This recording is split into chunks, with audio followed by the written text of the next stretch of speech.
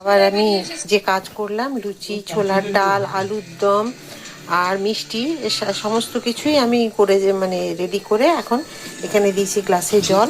এবার এটা বাইরে নামিয়ে দেবো বাবার উদ্দেশ্যে। বাবার উদ্দেশ্যে খেতে দিলাম এখানে আমি, আর কাকে এসে খেয়ে যাচ্ছে, মানে দেওয়া মাত্র একদম খাওয়া শুরু করেছে। এই দৃশ্যটা আমার সত্যিই দেখে খুব ভালো লাগলো। জানি কোনো মৃত মানুষের উদ্দেশ্যে কিছু খেতে দিলে কাকে এসে খেয়ে গেলে খুব খুশি, মানে ভালো। তো দেখুন দেবার মাত্রই খাচ্ছে সব কিছু।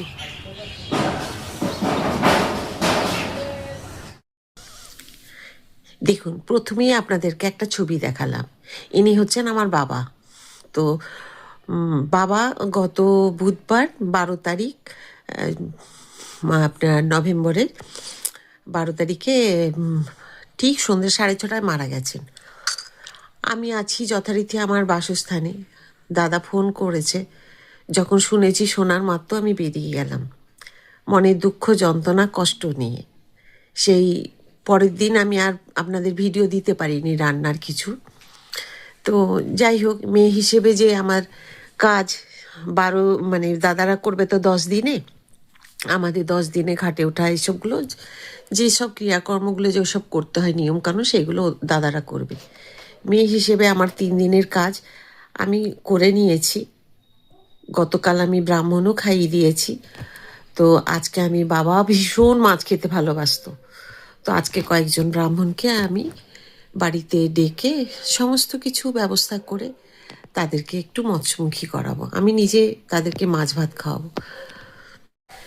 তো আমি 3 দিনে মানে যেরকম ঘাটে ওঠা হয় সব নিয়ম টিয়ম করতে হয় সব করেছি। 4 দিনে বাবার শ্রাদ্ধ করেছি, আপনাদের ছবি দিয়ে দেবো আমি। বাবা তো বাবাই হয় না, ওই স্থানটা তো কেউ নিতে পারে না।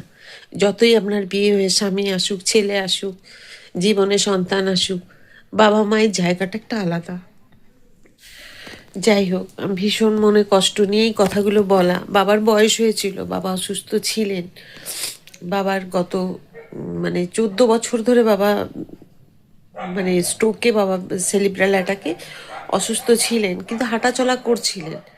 বা সাইডটা একটুখানি বাবার হাতে প্রবলেম ছিল, বা হাতটা ব্যবহার একদমই করতে পারতো না। তো 1 বছর ধরে বাবা বিছানা থেকে আর নামেনি, শুধু বসা ওঠাটুকুই বিছানার মধ্যে করতেন। যখন আসতাম, বাবা আমি আসছি, কবে আসবি? আমি বলি ঠিক আছে, আমি আরও 1 মাস 1.5 মাস পরেই চলে আসবো। বাবা বলতো তুই বলিস ওই রকম, আসিস তো না, আসবি সেই আবার 3 মাস পর 4 মাস পর। আমি বলছি না, আমি চলে আসবো। তো মাঝে মধ্যেই যেতাম, বাবার ব্যাংকে টাকা তুলে দিয়ে আসা এসবগুলো করতে হতো আমাকে যে। তো যাই হোক, সেই স্মৃতিগুলো সব সময় জড়িয়ে রইল আমার। বাবার কালকে কাজ হয়েছে, আমি কাজ করেছি 3-4 দিনে, 3 দিনে যা নিয়ম করেছি। আজকে আমি একটু, বাবা ভীষণ মাছ খেতে ভালোবাসতো, আর শুধু মাছ ছাড়া ভাত খাবে না। বাবার এইটাই ছিল যে আমি মাছ ছাড়া বাবা কোনোভাবেই ভাত খেতেন। মা আছে বাড়িতে, দাদাদের কাছে এখন, দাদাদের ওখানেই থাকতো। তো আজকে এখন এই যে বাবার বাড়ি যে যাওয়া, বাবার বাড়ি যাওয়া জিনিসটাই আর আমার ইচ্ছে করছে না। মনে হচ্ছে না বাবার বাড়িতে যাই। বাবার কাজে মানে বাবা যে খাটটায় বসে থাকতো সেই খাটটা যেন পুরো শূন্য হয়ে আছে, ভালো লাগছে না দেখতে। দাদাদের বললাম খাটটা খুলে দে, বর্দা খুলে দিল। ওই রুমটাতে ঢুকতেই ইচ্ছে করছে না। সব সময় বাবাকে দেখতাম, গিয়ে ডাকতাম বাবা ওঠো আমি এসে গেছি বলে। বাবা না মুখ ঘুরিয়ে তাকিয়ে দেখতাম এসেছিস বলে, খুব কষ্ট হতো বিছানা থেকে উঠতে, তবু বাবা উঠতো। আর সেই ডাকটা আমি ডাকতেও পারবো না, আর বাবা উঠবেও না। সবাইকার শূন্যতা একদিন আসে, কিন্তু তবু সকলকে বলবো বাবা মায়ের জায়গা জানেন পৃথিবীতে কেউ নিতে পারে না। আর বাবা মায়ের মতো ভালোবাসা নিঃস্বার্থভাবে কেউ দিতেও পারে না। আপনার সংসার হবে, বিয়ে হবে, সে ছেলে বলুন মেয়ে বলুন, উভয়েরকেই বলছি যে মেয়ে হলেও তার শ্বশুরবাড়ি হবে, সব হবে। ছেলে হলেও তার বউ বাচ্চা সংসার সব হবে, কিন্তু বাবা মায়ের যে ভালোবাসা নিঃস্বার্থভাবে, সেটা পৃথিবীতে কেউ করবে না। আমার স্বামী হোক, ছেলে হোক, যেই হোক না কেন, আমার বাবা মায়ের মতো ভালোবাসা আমাকে কেউ দেবে না। সেটা প্রতিটা সন্তানের ক্ষেত্রে, শুধু আমার জন্য নয়। এই যে আমার বাবার যে জায়গাটা, এই জায়গার যে শূন্যতা, যে ভালোবাসার টান আন্তরিকতা, পৃথিবীতে কারু কাছে আমি পাবো না। সকলের কাছে বলবো যে বাবা মাকে যত্ন করে রাখুন, ভালো করে রাখুন। বাবা মা খুব কষ্ট করে আমাদের বড় করে। অনেককে দেখি যে বাবা মায়েদের কষ্ট দেয়, অনেক কিছু দেখি আজকাল মোবাইলে, খুব কষ্ট লাগে জানেন। আমি অনেকটা দূরে, আমার বাপের বাড়ি হচ্ছে বাঁকুড়ায়, বাঁকুড়া থেকে আমি অনেকটা দূরে থাকি। যেতে সেদিন অনেক রাত্রি হয়ে গেছিল, শোনা মাত্রই আমার ছেলে আমাকে নিয়ে গেছে। তো পৌঁছেছি, কিন্তু বাবা আমাকে দেখতে চেয়েছিল শেষ টাইমে, আমার সাথে দেখা করবে বলে, পুতুলকে ডাকো আমি দেখব। তো আমি যাব বলে আমি ঠিক করেছিলাম শনিবার যে যাব, গিয়ে বাবাকে গিয়ে দেখে আসবো, রবিবারটা ছুটি আছে। কিন্তু বাবা শনিবার পর্যন্ত আমার জন্য অপেক্ষা করেনি, বাবা বুধবার দিনই চলে গেলেন। তো আমার ওটাই জীবনে একটা আক্ষেপ যে আমি আমার বাবাকে দেখতে পেলাম না শেষ টাইমটা। মৃত অবস্থায় গিয়ে দেখেছি বাবাকে, কিন্তু জীবিত অবস্থায় আর বাবাকে দেখিনি। এই 1 মাস 20 দিন আগে বাবার টাকা আমি উঠিয়ে দিয়ে এলাম ব্যাংক থেকে, কিন্তু যেদিন গেছি পরের দিনেই চলে এসেছি, থাকতে পারিনি। আমরা মেয়েরা ভীষণ সাংসারিক, এত সংসারের টান, এত সংসারের যে আমরা এতটাই মানে সংসারের প্রতি মোহ মায়া, যে আমরা বাবার বাড়ি বাবা মাকেও বিয়ের পরে অনেকটা ছেড়ে চলে আসি দূরে। তো চলুন, আজকে আমি যে ব্রাহ্মণদের খাওয়াবো, আপনাদের সমস্ত কিছু ভিডিও কিছুটা যতটা পারবো দেব, সাথে থাকবেন। আর বাবার শূন্যতা আমার তো রয়েই গেল। আজকে আপনাদেরকে আর রান্নার ভিডিও আমি দেব না। আমার যে নতুন বাড়ি, সেই বাড়িতেই কাজ হবে, মানে আমি কাজ করেছি। আর আজকে যে খাওয়ানো হবে, আমার যে নতুন বাড়ি, সেই বাড়ির আমি ওখানে খাওয়ানোর ব্যবস্থা করেছি।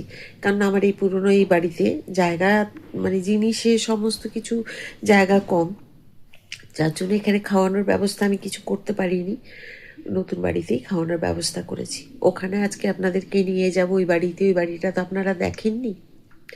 ওই বাড়িটা আজকে হয়তো ঘুরিয়ে দেখাতে পারবো না, মনটা ভালো নেই। একদিন অন্য দিন দেখাবো আপনাদেরকে ওই বাড়িটা। তো আপনারা সাথে থাকবেন, আর যতটুকু পারবো আমি ওখানে একটুখানি ভিডিও করব। এই যে দেখুন, আমি যে ব্রাহ্মণদের খাওয়াবো সকলকে দেব একটা করে এই নতুন প্লেট আনা করেছি, পান দিয়েছি, গীতা, একটা করে সুপারি, বইতে, আর 1 টাকার কয়েন। এগুলো আমি ব্রাহ্মণদের হাতে খাওয়ানোর পরে দেব। আর এখানে খাবারগুলো আনতে গেছে।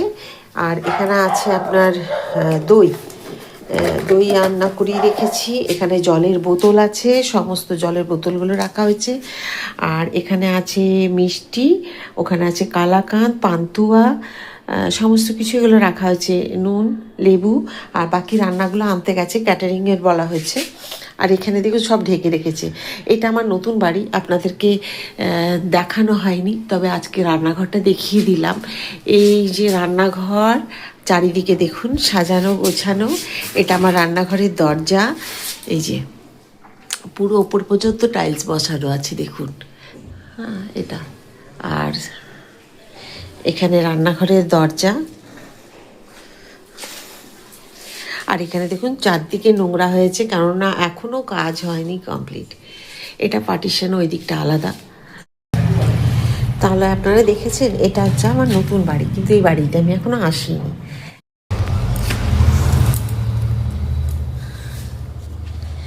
এই যে এখানে করেছি আমি খাওয়ানোর ব্যবস্থা। এখানে খাবে অল্প কয়েকজন, তো খুব তো বেশি নয়, তার জন্য আমি এখানেই করেছি ব্যবস্থা। এখানে রেখেছি বাবার ছবি, আর এই যে বাবার ছবির এখানে জল আর মিষ্টি দিয়ে রেখেছি বাবাকে। আর এটা হচ্ছে আমার অ্যাটাচ বাথরুম, যেটা ল্যাট্রিন বাথরুম ব্যবস্থা এখানে। তো এটা বেডরুমের সাথে অ্যাটাচ আমার আছে। চিংড়ি পোস্ত, কাতলা মাছ, সবজি দিয়ে মুগের ডাল,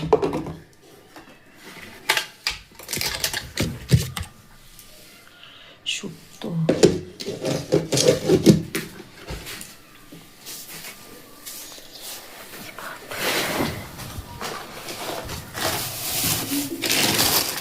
ঝুরি ভাজা আলু।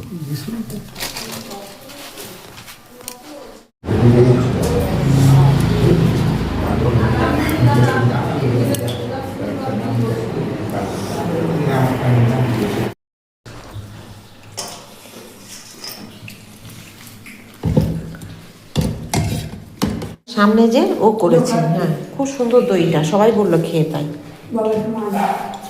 হ্যাঁ দি